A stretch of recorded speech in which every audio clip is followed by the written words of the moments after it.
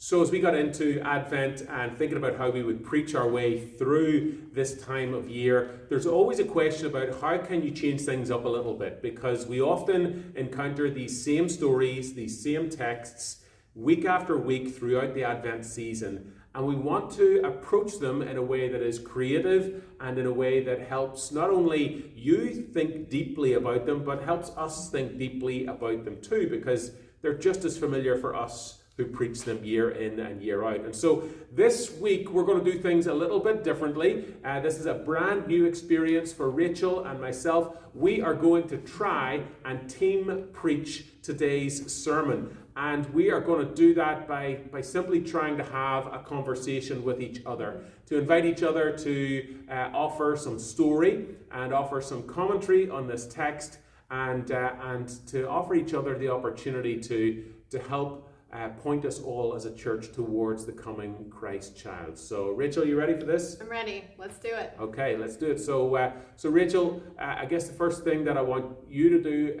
is really set this up for us. Well, how do we get here? How do we start with this today? Right. So, in the past 2 weeks, we've been talking through Rachel Billups' book, An Unlikely Advent, and we've been talking about characters who they don't show up necessarily in the same way. And so this week we're on Herod. And Herod is one of those characters that you look at and you're like, oh, why is he here? Why are we talking about Herod in the midst of Advent and joy? And he's the villain, right? But when you start to think about it, Herod is an integral part of the Nativity Story as we know it. And then you start looking at the texts that can be connected to Herod, and there are not very many. So there's the text that we read today in Matthew 2. And there's another text that continues after Jesus and his family flee to Egypt. And that's a text on the massacre of the innocents.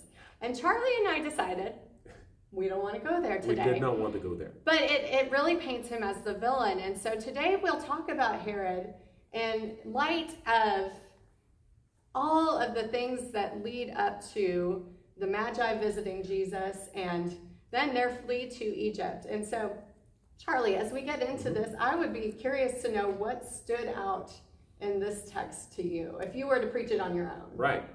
So I read this text as we got ready for today, and honestly, there was one verse that really stood out for me, and as a preacher, that's something that you're always looking for is where is the Spirit leading your eyes, and what is resonating deeply with you. And so it was verse 3 from our reading, and I brought my Bible so I could read it here today. It simply says, when King Herod heard this, about the birth of this Christ King, when King Herod heard this, he was frightened, and all Jerusalem with him. And I focused in on the first half of that sentence. When King Herod heard this, he was frightened.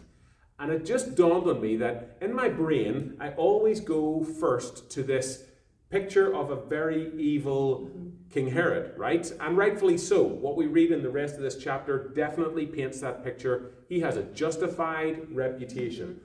But what I don't often consider at the very start of it is that King Herod was frightened.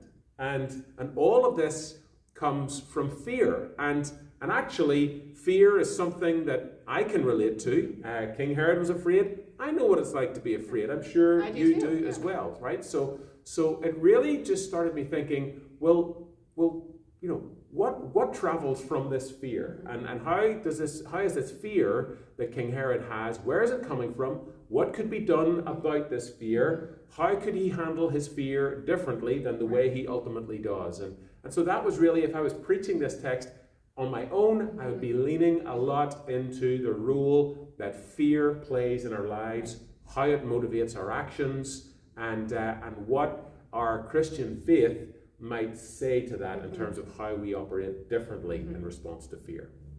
Yeah, and actually I found the same passage in that same section to be very important to this conversation, and if I were to preach it, it would be on that as well. But you all know I like to bring in the historicity of things, and Herod, he has a full history that you can read about of offing his political opponents and his children and his family members. Whenever someone is threatening his power, he goes in and he kills them.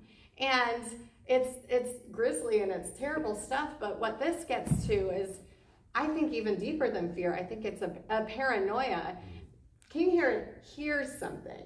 So we're talking about something that is, at this point, rumor, unconfirmed, and it is that one piece of information that there is an infant that has been born that is being labeled a king that would potentially usurp power that he is desperately trying to hold on to. So it's a paranoia that brings on an entire series of events, and I think it speaks to how our fear manifests in ways when we consider that we're afraid of something, but it's actually because of something else. So in this case, Herod's afraid, but he's afraid of losing power. He's not afraid of the Christ child. He's afraid that this will upend everything that he's built, including this glorious palace on a hill. Yeah, because it's not this physical fear for his own safety, right? Because he is protected, he is powerful, he has people that he can send off to do these things. And this is a newborn baby. This the most vulnerable of all human ages and stages. This is a baby who has no physical power over Herod. And so for him to be gripped by this fear is definitely a portrayal of, he's fearing loss, right? He's fearing the loss of power, of control, of everything that he has built up and he has become accustomed to. So he's afraid of that change.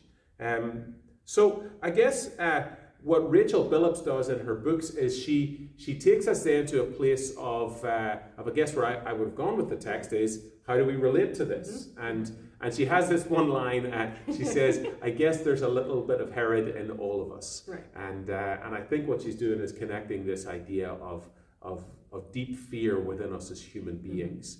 And so I think, I said already, I can relate to that. I'm sure you can too. Rachel, is there a time in your life that you can remember when fear of something that was, you couldn't see and smell and touch, but you knew that there was something about it? Was there a time in your life when fear became real based on that? Yeah, I hate to dredge up COVID, but that's the thing that we all can remember, as there was a time where we didn't know what was happening. We didn't know what the virus was doing. Well, and I've shared a little bit of this story, but in the midst of that starting, I also found out that I was pregnant with Austin. And so you add in a layer of, what do we even do? How are we supposed to approach this? My first doctor's appointment, I wore a cloth napkin over my face because we had no idea what we were even supposed to do. And then we welcomed this baby in October of 2020, and immediately I was gripped with, well, he can't meet anybody, he can't be around people. If I can't even approach someone because heaven forbid, then I go home. And so some of the very basic human interactions were tinged with, oh my gosh, this is a threat. This isn't something that I can engage with right now because I'm trying to keep this tiny little person from getting COVID. It wasn't even about me. And then I got COVID and I just, we walked on pins and needles for 2 weeks just wondering what was going to happen. There was just so much unknown in that time frame. So it's a very kind of scary and fearful time. And I know a lot of people have experiences like that, but there are also other instances of fear that just manifest that sometimes we think on and are like, oh, why were we afraid? And Charlie, you might have a story like that. I do. Yeah. It's nothing as close to the seriousness of our life in this world 4 years ago. But, so when I was a teenager, I was involved in various forms of athletic sport, and in the track and field team, I was a discus thrower. And at one point, I was fairly good at that, and was actually the second best discus thrower for my age group in Northern Ireland, which isn't a big deal because we're such a small country, but for me at the time, it was, right? And I had this rivalry in my brain with the best discus thrower in Northern Ireland at the time in my age group, and his name was David. That's really all I know about him, because I never spoke a word to David because I saw him as my enemy. I saw him as the person who was stood in the way of me being the best discus thrower in Northern Ireland at the time, my age group. And so I developed this really, looking back, I mean, it was quite a silly paranoia and a silly image of who this individual was. And I would come up with all of these silly reasons in my head as to why this was the worst person in the world. And so, again, not taking the time to ask the dude a second name or to ask what his interests were or to say, hey, what can I learn from you so that I might get a little bit better? All I did was look at him with a sense of jealousy and probably a sense of you're the only reason that I can't be where I want to be.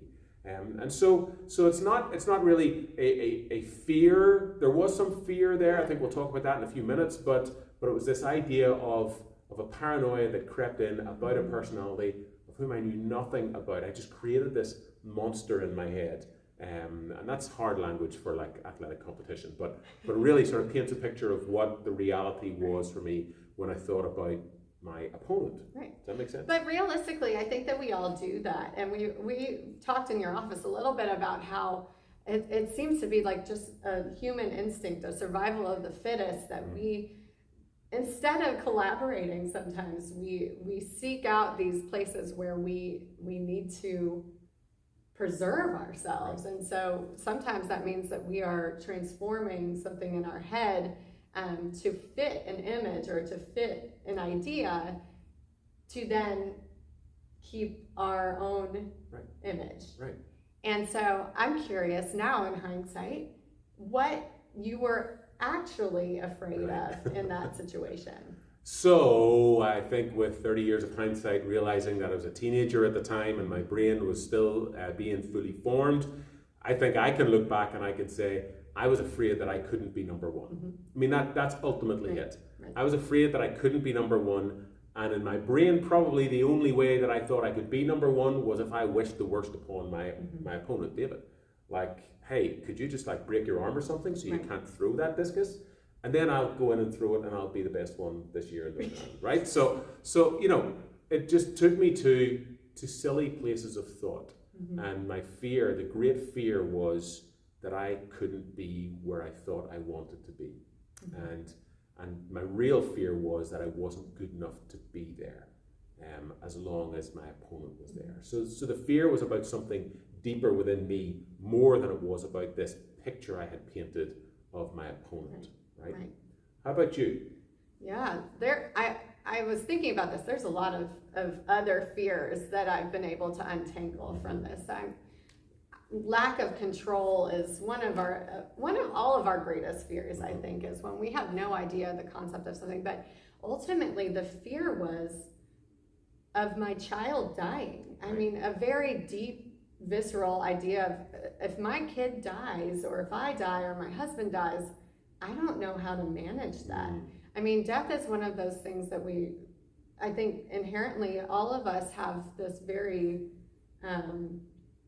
tenuous experience with death, and we can start to face that in a different light when we bring Christ into the conversation. But I think it's still this push and pull of fear that creeps in, and so it was a fear of that, and it was just a fear also of how do I even approach something, fear of the unknown, and that is also one of those things that so many of us face on a daily basis. Well, we don't know what's happening next, and we want to know what happens next, and we can't all the time. It's a fear of those things that are outside of our control. So we've set this up, right? We see in the text that Herod is afraid. We're relating our own fears to the fears that maybe Herod felt in there. We're inviting you at home to consider the things that you're afraid of and what's really at the root of that fear.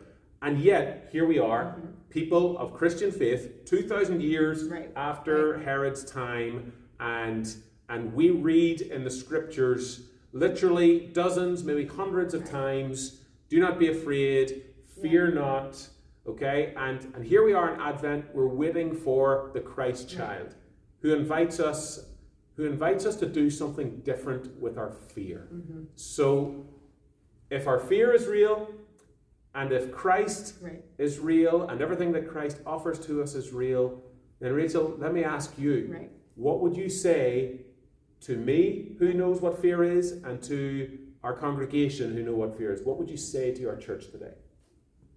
I say that Christ breaks into and dismantles that type of fear. I think of the juxtaposition of the Luke story of the Nativity and where the angels burst into the scene to the shepherds, and they say, "Fear not." And all I can imagine is those shepherds, they're being told to fear not, and here are these celestial beings that are just probably terrifying looking, similar to when Zechariah experienced. Mm-hmm. And still, they go to the Christ child. They worship. They tell other people about the Christ child, because what happens with the birth of Christ is that people are drawn to Christ, and Christ offers something that's different than that story of fear. Christ offers something in a time in Jerusalem and Bethlehem where everything was kind of status quo, but it was status quo under a certain authority. This offers a new way, a way that leads to everlasting peace, overcoming fear in a space where people probably had many, many fears just in their daily life. Right. And I think I would be coming along in that same line is that the invitation of the Christ child, whose birth we await in this Christmas season, is the invitation to take those very real fears that all of us experience for so many reasons, based on things that we can see and touch and smell, and based on things that we can't see and touch and smell as well, based on things that we hear or things that we read. The invitation of the Christ child is to take those fears and to place them in a new and different context, right? So if we are gripped by fear because of a rumor that we have heard or because of something that we have seen on the news, the people of Christian faith, those who follow the way of Jesus Christ, they are invited by this Christ child to hear that word that says, do not be afraid, because Christ is bigger than those fears. Christ's existence is from everlasting to everlasting. His name is eternal. Every knee shall bow and every tongue shall confess that Jesus Christ is Lord. All things are being wrapped up in this Christ child whose birth we await. In his life, in his teachings, in his death and resurrection, in his ascension to the heavenlies where he sits at God's right hand and where he lives and reigns forevermore. Those are the things that we have got to understand about who Christ is. And then when we are afraid, the invitation is to place those fears in a different context. To acknowledge that they are real. And as human as I am, my fears are real. But to also understand that in Christ, we can face all of those things. In Christ, we can move through and beyond all things. In Christ, we receive the power to keep moving forward with a hope that is imperishable, with a peace that is everlasting, with a joy that the Bible describes as an unspeakable joy, right? These things that we focus in on during Advent. And so my message to our church today would be, if you are experiencing fear today, if you are afraid of something, you're feeling that as a very real fear and experience in your life, the invitation of the Christ child, whom we await and whom we worship as we gather every single week, is the invitation to hear that message. Fear not. Do not be afraid. It's the invitation to offer them up to Christ and to place them in a new context and to place them in the place which says that we know hope and peace and joy and love that is strong enough always to bring us through. Now, that doesn't remove any of the pain of that fear, doesn't remove the difficulties and struggles that fear can put in front of us, but it does assure us that we will always have the strength to endure and to move through and to be able to look back like we've both talked about, Right. and be able to say, hey, I did come through, and it was okay, and here I am these years later, and Christ brought me through. Does that make sense to you? That makes sense. Christ is with us always. Christ accompanies us, and that is a reminder in this season that no matter what we do, we have Christ to guide us, to support us, to love us, to be the light for us. Right.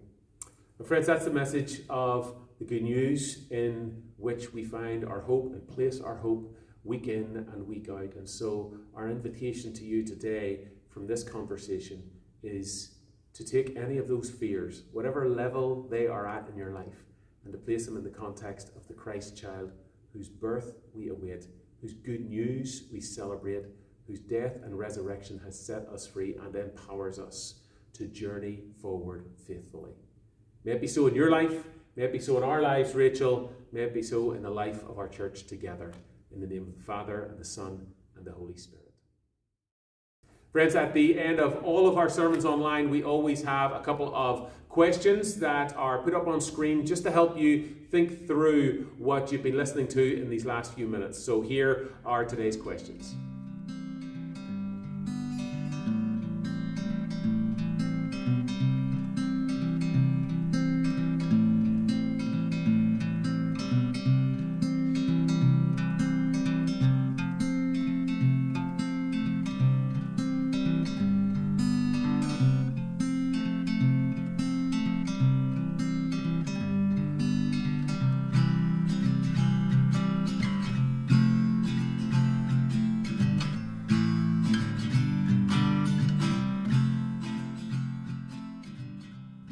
And that brings us to the close of our worship service today. Thank you for joining us for this time and in this way. And friends, we want to invite you to join us again next Sunday morning. Our digital service goes out again on our YouTube channel at 11 a.m. It's also available there anytime after that.